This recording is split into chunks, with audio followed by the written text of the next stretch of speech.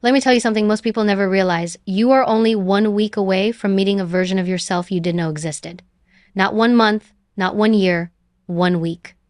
People underestimate what 7 disciplined days can do because they've spent years telling themselves change takes forever. But the truth is this. Transformation begins the moment you decide you're done negotiating with your excuses. The first day is the hardest, not because the work is difficult, but because your mind will attack you. Your old habits don't want to die quietly. Your doubts don't want to surrender. Your fear will try to convince you that tomorrow is a better time to start. But when you push through day one, you send a signal to your brain, I'm running the show now. You'll feel resistance. Good. Resistance means you're exactly where you need to be. Every time you're tempted to quit, remind yourself, comfort has never built anything worth having. You start noticing small changes. You stand a little straighter. Your decisions become sharper. You feel yourself getting stronger, not just physically, but mentally. You realize that discipline isn't punishment. Discipline is freedom. You begin to trust yourself. Do you know how powerful that is? To trust your own word. Most people break promises to themselves every single day, but not you, not anymore. You said you would show up, and you did. Now your confidence grows not from hype, not from motivation videos, but from proof. Your mind gets clearer. You stop reacting and start responding. You don't waste energy on gossip, drama, or opinions that add zero value to your life. You realize you don't need validation. You don't need permission. You don't need applause. You only need direction, and you've already chosen it. People around you start noticing the change. Your energy hits different. Your presence feels stronger. Your boundaries get tighter. And let me tell you, a truth most won't admit. When you grow, some people will feel threatened not because you're doing something wrong, but because you're doing something they won't. Keep going anyway. You look in the mirror and see it. A version of you who is more disciplined, more resilient, more focused, more in control. And you realize something you'll never forget. It was never about becoming someone new. It was about stripping away the excuses, fears, and limitations that kept you from being who you were all along. So here is my challenge to you. Give yourself 1 week, 7 days of discipline, 7 days of intention, 7 days of telling your excuses you don't live here anymore. You do that, and I promise you, you won't recognize yourself. And the best part, you'll never want to go back.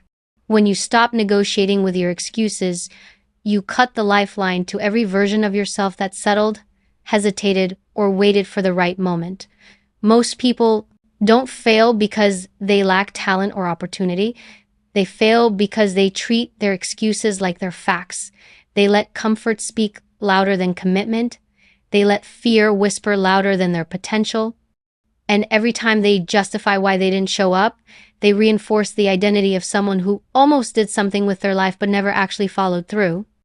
The moment you stop giving your excuses a seat at the table, everything inside you recalibrates. You stop looking for reasons why you can't and start hunting for ways you will. You become someone who isn't held hostage by moods, laziness, or the urge to delay. You stop asking, how do I feel right now? And start asking, what needs to be done right now? That switch alone can change an entire life. Excuses are subtle. They don't always show up as dramatic stories. Sometimes they masquerade as logic, as practicality, as protection. I'm tired. I'm overwhelmed. I have time later. I deserve a break. And sure, sometimes those things are true, but most of the time they're just fear disguised as self-care. They're hesitation disguised as reason. They're the mind trying to keep you safe by keeping you small. When you start recognizing excuses for what they are, mental traps designed to keep you where you are, you rob them of their power. You see them, you call them out, and you refuse to accept them. Once you stop negotiating with excuses, your standards rise automatically. You no longer tolerate half effort or half presence. You no longer treat commitments like suggestions. You no longer let yourself off the hook because you don't feel like it. You stop giving yourself escape routes. You stop letting yourself slide. And that shift doesn't make your life harder. It makes your life cleaner, clearer, simpler. Success becomes more predictable because your behavior becomes non-negotiable. You become someone who does what needs to be done. Whether you're tired, unmotivated, or unsure, most people sabotage their own progress because they crave comfort more than they crave growth. But here's the truth. You can't become extraordinary while clinging to what's easy. You can't become powerful while being ruled by momentary feelings. And you can't become unrecognizable while living inside the same excuses that built the version of you you're trying to change. When you stop negotiating with those excuses, your identity evolves. You stop being the person who hopes they'll change and become the person who demands it from themselves. You stop waiting for motivation and build discipline. You stop wishing for transformation and create it. This shift changes the way you think about effort. Instead of seeing effort as something that drains you, you start seeing it as something that strengthens you. You stop asking, what's the least I can get away with? And start asking, what's the most I can give? You stop expecting quick results and start respecting the process. You stop looking for shortcuts. You stop treating hard work like a punishment. You realize that excuses have been costing you far more than discipline ever will. And something interesting happens when you cut off excuses. Your self-respect rises. Every time you follow through on what you said you would do, even when it's inconvenient, you build trust with yourself. And self-trust is the foundation of confidence. Most people want confidence without commitment. They want certainty without effort. But real confidence comes from knowing you can rely on yourself, from knowing you say what you mean and mean what you say, from proving to yourself again and again that you are someone who acts, not someone who avoids. When you stop negotiating with excuses, you stop weakening your own word. Your word becomes law to yourself. And when that happens, your entire life elevates. You also start building momentum. Without excuses slowing you down, you get things done faster. You move from idea to action quickly. You stop living in the gap between intention and execution. Momentum becomes your ally instead of your enemy. And the world responds to momentum. Opportunities show up. People take you more seriously. You feel more capable. You walk differently, think differently, decide differently. Momentum compounds the same way excuses once did, but in the opposite direction, toward power instead of stagnation. Physically, mentally, emotionally, your entire system adapts. When you stop negotiating with excuses, your brain learns that discomfort isn't danger. It learns that effort won't break you. It learns that you're stronger than your urges. And that rewiring affects every part of your life. You start responding to challenges with clarity instead of panic. You stop quitting when things get uncomfortable. You develop resilience. You become someone who can handle pressure, uncertainty, and adversity without folding. You build a backbone instead of relying on motivation. The people around you will notice the shift too.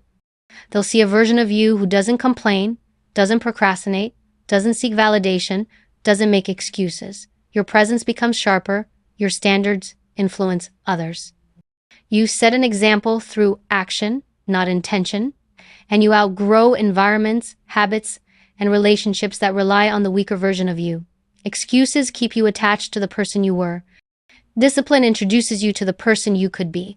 Once you stop negotiating with them, the gap between those two versions closes fast. You stop delaying your life. You stop shrinking. You stop wasting the potential you were given. You step into a level of ownership that most people never experience because they spend their entire lives arguing for their limitations. And when you refuse to argue for yours, you rise quickly, visibly, undeniably. This isn't about perfection. It's about eliminating the habit of surrendering to the weakest parts of yourself. It's about becoming someone whose actions aren't dictated by impulse, fear, or comfort. It's about unlocking the version of you who has been buried under years of I can't, I don't want to, and maybe tomorrow. It's about discovering how powerful you become the moment you stop giving your excuses permission to run your life.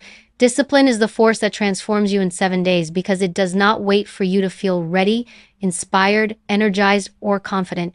Discipline operates independently of emotion. It's the part of you that acts on what matters rather than what's comfortable. Most people overestimate motivation and underestimate discipline. They wait for motivation as if it's a reliable engine, but motivation is inconsistent. It shows up when things are easy, when the mood is right, when the environment is ideal. Discipline shows up when none of those conditions exist. Discipline is what gets you up when you're tired, keeps you focused when you're overwhelmed, and pushes you forward when your feelings try to pull you back. This is why discipline, consistent, deliberate action can change you faster than anything else. In 1 week, discipline can build habits that motivation couldn't sustain for a lifetime. When discipline becomes your default, your brain stops relying on the unpredictable spikes of energy that come with motivation. Instead, it begins to build patterns.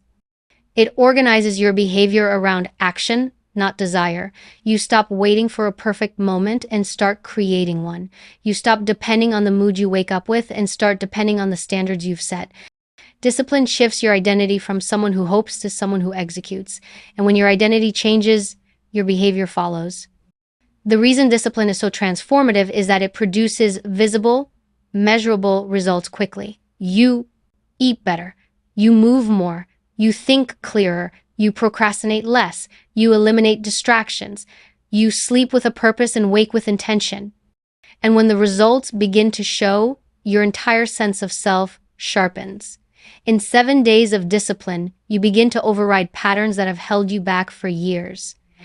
Lack of clarity, poor routines, mental clutter, emotional reactivity, discipline cuts through all of that. It reorganizes your life from the inside out. It forces you to prioritize what you truly want over what you want in the moment. And that prioritization is the birth of transformation. One disciplined decision leads to another. One completed task creates momentum.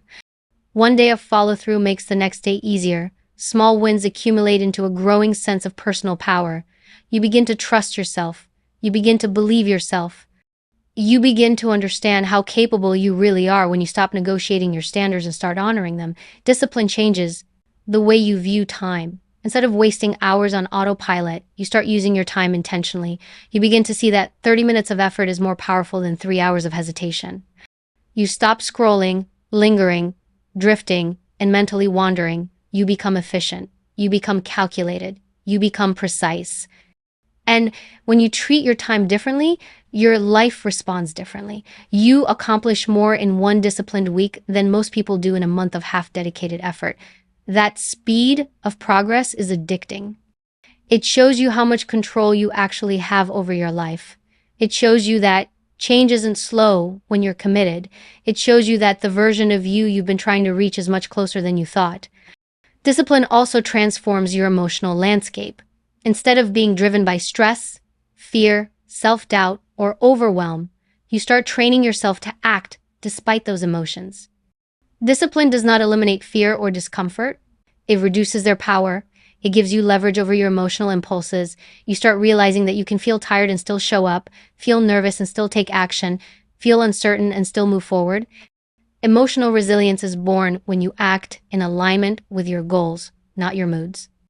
In one disciplined week, you begin rewriting the narrative of "I can't right now" into "I can even now." That's psychological strength. That's what makes you unrecognizable in the best way.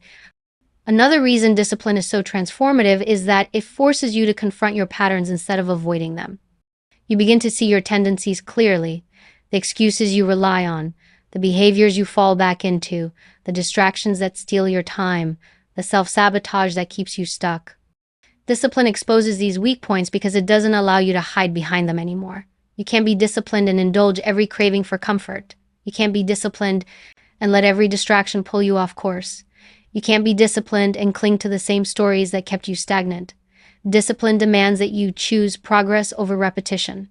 When you choose progress for 7 days straight, the pattern of who you used to be starts breaking apart. In a single week of discipline, something powerful happens. You start separating effort from identity. Instead of saying "this is hard for me," you start saying "this is just what I do now." Instead of thinking "I hope I can stick with this," you think "I'm the kind of person who follows through." Identity follows behavior more quickly than people realize, and discipline forces consistent behavior. That consistency creates a new narrative about who you are. You begin seeing yourself as capable, committed, and resilient, not because someone told you that, but because you proved it. Self-respect grows, pride grows, internal strength grows. Those changes are not theoretical. They are real, and they happen fast.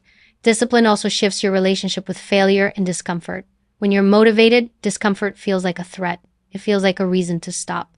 When you're disciplined, discomfort becomes information. It becomes a signal that you're moving in the right direction. It becomes something you can tolerate, handle, and eventually embrace. The moment you stop seeing discomfort as danger is the moment you become unstoppable. Discipline trains you to push through resistance rather than avoid it. And when you push through resistance for 7 days in a row, your threshold for difficulty expands. You become less reactive, you become more durable, you become mentally tougher than you were a week ago. And perhaps the most transformative part of discipline is how quickly it alters your environment. People respond differently when you become consistent. Distractions fall away, opportunities increase.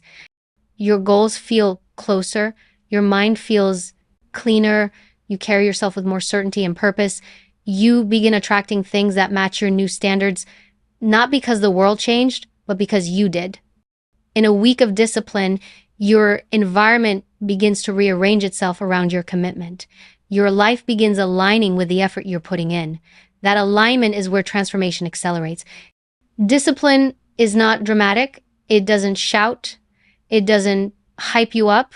It's quiet. It's deliberate. It's steady. But quiet consistency can rebuild an entire identity in 7 days because each day adds another layer of strength, clarity, and confidence. It's the compounding effect of small, unexciting actions that create massive, undeniable change. That's why discipline, not motivation, is the force that transforms you in just 1 week. The fastest path to confidence is keeping the promises you make to yourself, because self-confidence is not built from compliments, achievements, or external validation. It's built from evidence. When you keep your own promises, even the small ones, you create internal proof that you can rely on yourself. Most people chase confidence like it's something they need to earn from the outside world, but real confidence comes from within. It comes from knowing that your actions align with your intentions.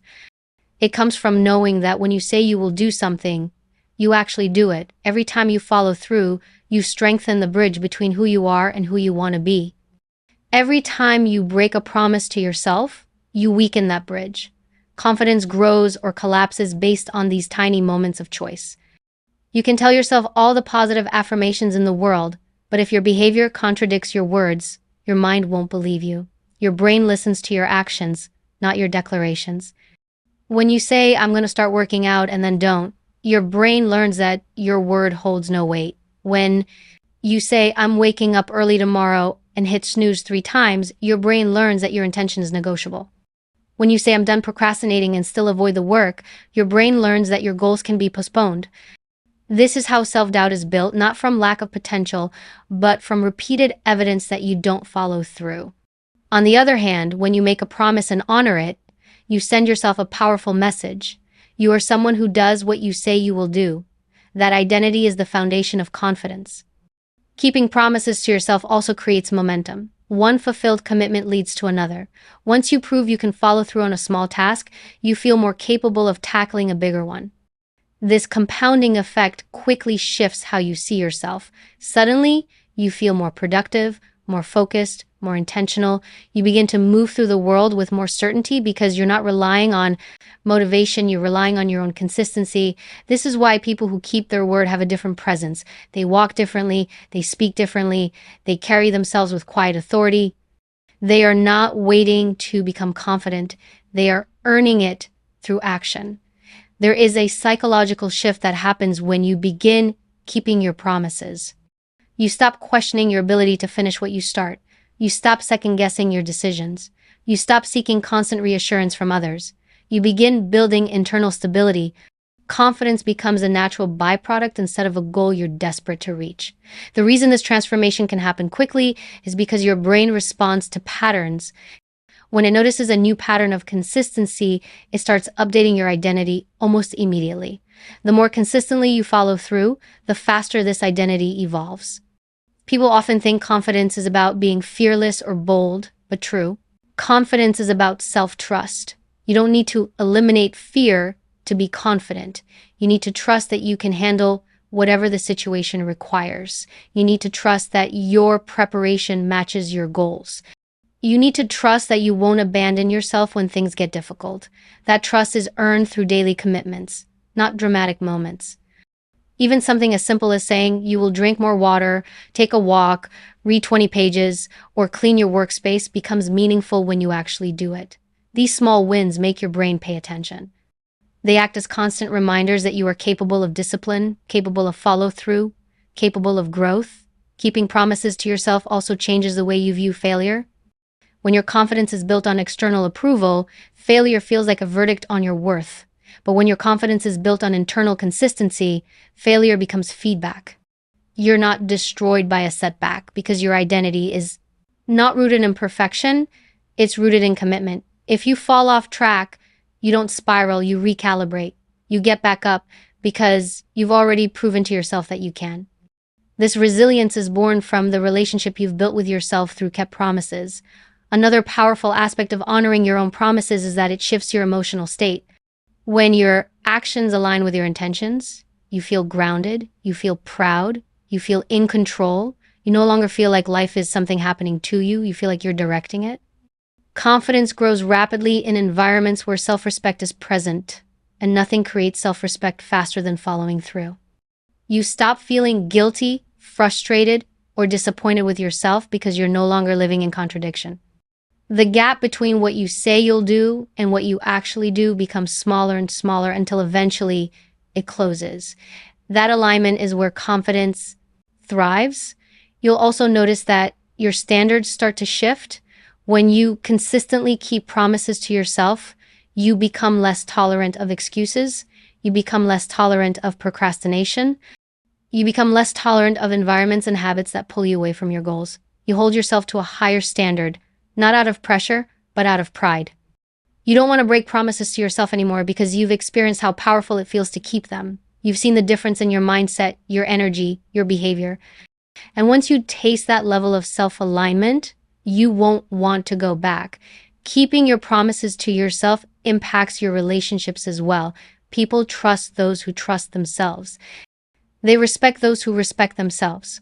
When you keep your word internally, you naturally become more reliable externally. You show up better for others because you've learned how to show up for yourself.